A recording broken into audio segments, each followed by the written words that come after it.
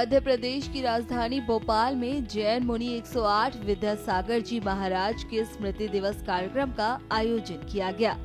इस खास कार्यक्रम में राज्य के मुख्यमंत्री मोहन यादव ने हिस्सा लिया।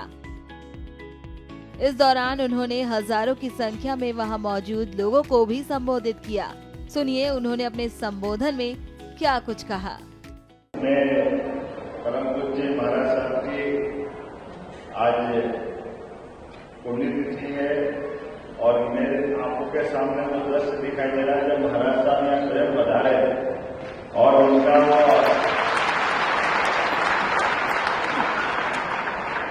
अलौकिक व्यक्तित्व ऐसा लग रहा था कि साक्षात देवता हमारे बीच पधारे हैं। वो आनंद में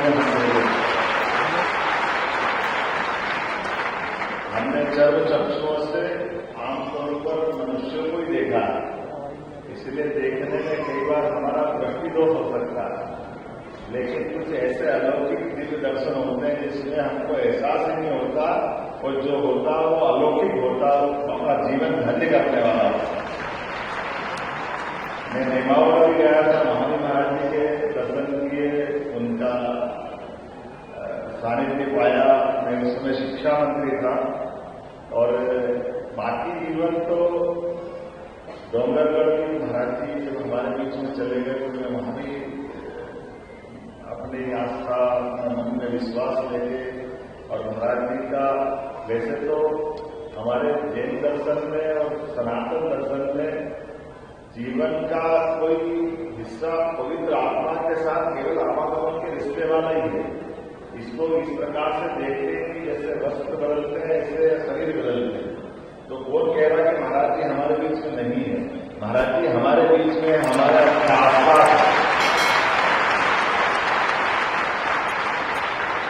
हमको केवल स्मरण करने की देर है, केवल हमको देखने के आंखों को अपने दृष्टिकोण से केवल मन की आत्मा से देखने की देर। शरीर की एक तरीके से देखेंगे तो हमको दिखाई नहीं देगा। और इससे तो कहा ही जाए जैसे वेदवाद की भी है, यद पिंडे तो ब्रह्मांड है, जैसा पिंड होता है वही ब्रह्मांड होता है। अब ये बोलने में छोटी बात है, लेकिन छोटी बात का विराट स्वरूप कहाँ जाकर टिकता है।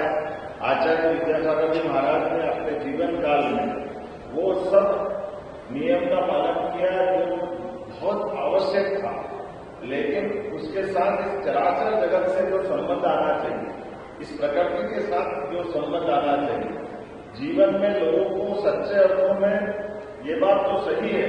कभी कभी हमको भी कंफ्यूजन हो जाता है कि हम आचार्य जी के उस भाव के आधार पर हमारी ये जो विराट संत परंपरा के साथ इनका आशीर्वाद, इनका सहयोग, इनका मार्गदर्शन, इनकी जीवन से, तो कभी कभी हमारे मन में भी इस तरह की दुनिया से साथ जीने का केवल कर्मकांड में फंस जाते हैं।